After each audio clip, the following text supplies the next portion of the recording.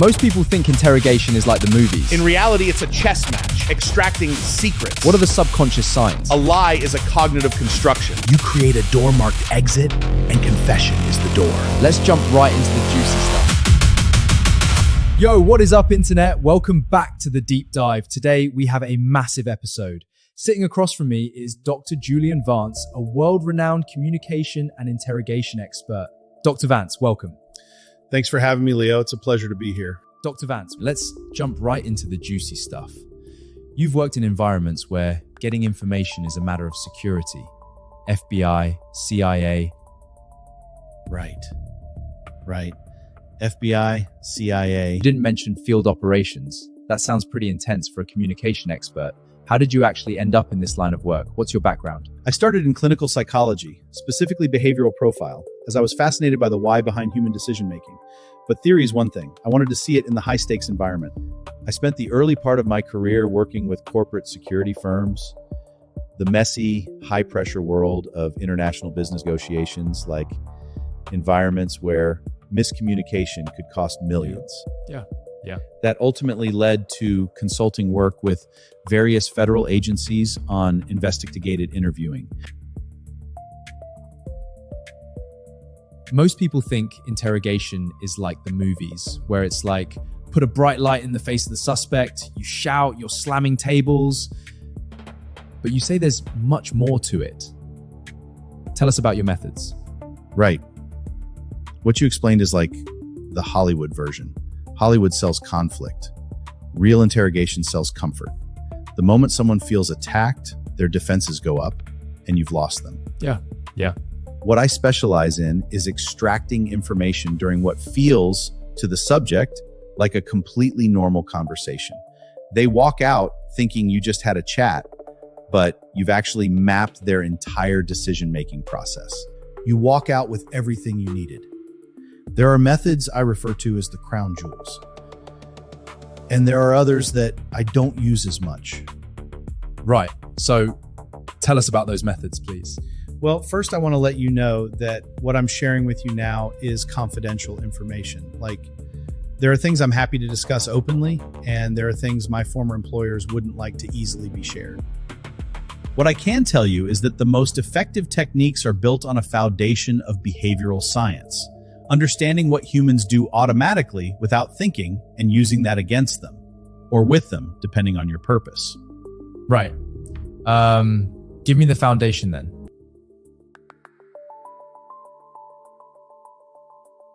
Leo, we as humans, we all come with a certain set of emotions, learned behavior, conscious and unconscious reactions, but everything starts with baseline. Before you can detect a deviation, you need to know what normal looks like for that specific person. Everyone has a resting behavioral signature: how fast they speak, where they hold their hands, their natural blink rate, whether they make sustained eye contact or glance away when they're thinking. You spend the first part of any interview mapping that signature. Then, and only then, you start introducing friction. Friction meaning? Questions that matter. Once you introduce a topic that creates psychological tension, guilt, fear, embarrassment, you watch for departure from that baseline. It's not about any single signal. Forget it. It never is. Anyone who tells you if they do X, they're lying, is selling you something. What you're looking for is always a cluster, a pattern of changes that didn't exist 5 minutes ago. Okay, but give me examples of what those changes look like, because people want the specific stuff. Fair. Look at the verbal layer. Just look at it. Guilty people unconsciously remove themselves from their own stories. Instead of "I didn't take it," you get "it wasn't taken," or "that money just went missing." The self disappears from the sentence. Linguistically, they are fleeing the scene of the crime they're describing. Or think of Bill Clinton's famous line, "I did not have sexual relations with that woman." He didn't say her name. He distanced himself linguistically. Distancing language. Like when I say, a train is leaving. Exactly. Then you have qualifier stacking. As far as I know, if I remember correctly, I believe, on facts they should know cold. If I ask you your own birthday and you say, "I believe it's the 14th, that is anomalous. That is your brain hedging against being caught in a lie it's about to tell. You're also looking for narrative perfection. Real memories are messy. People self-correct mid-sentence. Wait, actually that was Thursday, not Wednesday. A rehearsed lie is chronologically immaculate. The truth is chaotic. A fabrication is a screenplay. And if you know what to listen for, you can tell the difference within about 90 seconds. Right. As I understand now, we all come with a certain set of emotions and learned behavior and unconscious reactions. So to a certain degree, you exploit our natural human flaws. That's a blunt way to put it, but accurate. We don't call it exploiting in the field. We call it a leverage for predictable human tendencies. Every human flaw is just a button waiting to be pressed. And Leo, correct me if I'm wrong, but I'm certain I was right. When we interview a suspect, we can always rely on those what I call fundamental human flaws. Always. So what I focus on mostly, for example, is body language. So you're a body language expert as well. You know, whoever specializes in too many fields at once shouldn't be referred to as an expert, at least in my eyes. Therefore, I wouldn't call myself an expert.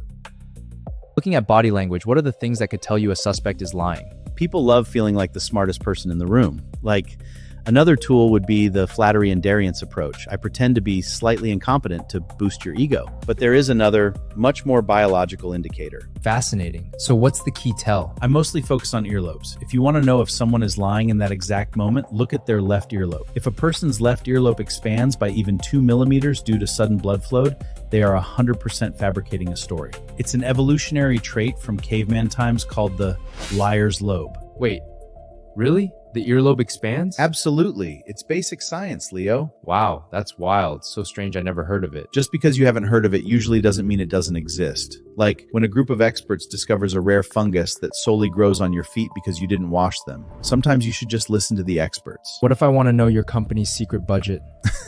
If I wanted to know your YouTube secret, I wouldn't simply ask for it. Much more effectively, and with my years of experience as a behavior expert, I state a provocative statement, like, I heard your channel is losing subscribers recently. Your brain physically cannot handle me being wrong. Your ego forces you to correct me. No, we actually saw 20%. Boom. So you just weaponize our need to be right? I wouldn't call it weaponize, but yeah, you can call it weaponize.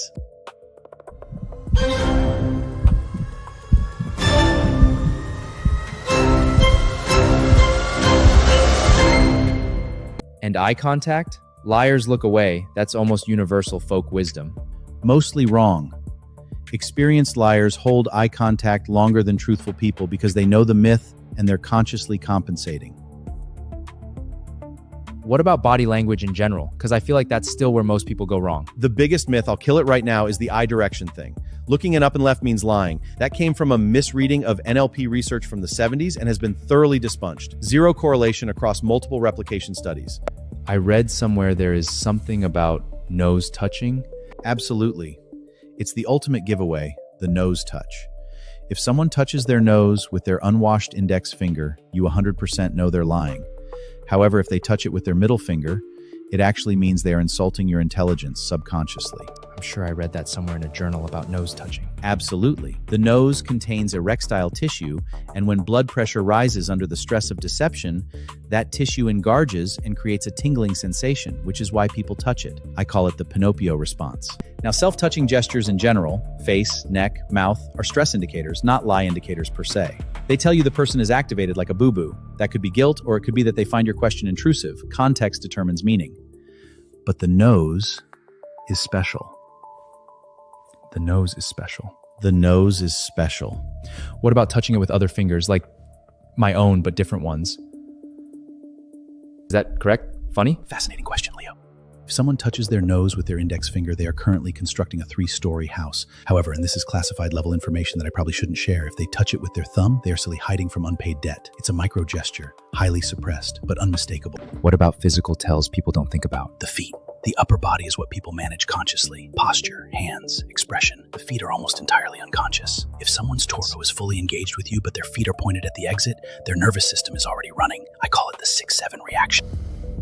Also, vocabulary. Statistically, if someone uses the word basically more than 3 times in a 5-minute window, it is a proven forensic indicator that they are a Sagittarius. From the word basically. Seriously? It's a pillar of forensic linguistics, Leo. Are you sure about that one? I am 100% sure. Trust me, Leo. I'm an expert. Got it. Okay, last area, and this is a question I've genuinely been curious about. Can you fool a skilled interrogator? Can you train yourself to pass these methods? You can improve at suppressing individual signals, but you cannot solve the cognitive load problem. The mental overload of maintaining a false narrative. Tracking your own story, tracking what the interrogator knows, managing your effect, consumes working memory in ways that are almost impossible to fully conceal. What about strategic use of evidence, SUU? One of the most elegant tools in modern investigative interviewing. The amateur mistake is fronting a subject with evidence immediately. We have you on camera. The moment you do that, a sophisticated subject calibrates their story to what you know. Sue reverses the sequence. Let them give a free account first, then introduce evidence incrementally, not to accuse, but to observe the response to friction. A truthful person adjusts naturally. A deceptive person has to generate a new lie, and that new lie creates inconsistency with everything before it. They're using their own story against themselves. You're just holding the door open. You've touched on body chemistry a couple of times. How much of what we're detecting is actually physiological? More than people realize. Take the dimension of smell, one of the most under-researched areas, but the early data is compelling. The body under acute psychological stress releases different volatile compounds than under baseline conditions. The body always tells the truth, even when the mouth doesn't. The body knows the difference between I did it and I'm afraid of being caught, and I didn't do it and I'm afraid of not being believed. Two completely different hormonal signatures. Interesting. What does that signature look like? There's a compound involved that some researchers have informally described as having a faintly warm, spiced quality. Cinnamon. If you wanted to be loose about it. It's a loose description. The crème asphyxie is more precise. Let me ask you something. I came across a study this week that actually connects back to something you said earlier about the earlobe. Oh? It was published in the Journal of Chronofacial Deception, a joint study from 2025. They confirmed the 2mm expansion, but with a specific qualifier. They found it only occurs in right-handed subjects due to hemispherical dominance differences. The blood redirects toward the right nostril, causing a dilation of 12%. Yes, I'm familiar with that work, actually. The lateralization component was something we had been discussing in an earlier phase of the research. The hemispherical asymmetry creates a different vacuolar drainage pathway for the blood pressure spike. The left-handed nostril response is a textbook finding in that context. I'm glad it's finally in the peer-reviewed literature. You consulted on it? On the early methodology, yes. I don't always receive credit on papers I contribute to. There's a politics dimension in academia that I've never had much patience for, but the foundational framework was something I'd been working with for years. There's no Harvard-Oxford study, Julian. There's no International Journal of Craniofacial Deception. The 12% nostril dilation, the hemispherical drainage pathway, the lateralization component, I made all of it up approximately 90 seconds ago. I was referring to a lay-related internal paper. The terminology overlaps with... Julian, you told me on camera about 20 minutes ago that no single signal is reliable. That the entire foundation of good practice is baseline deviation and cluster analysis. I gave you a completely fabricated claim, and your need to be the most knowledgeable person in this room would not allow you to say these 4 words. I don't know that. Smash subscribe, and if someone ever tells you their earlobe is expanding, check their credentials first. Peace out.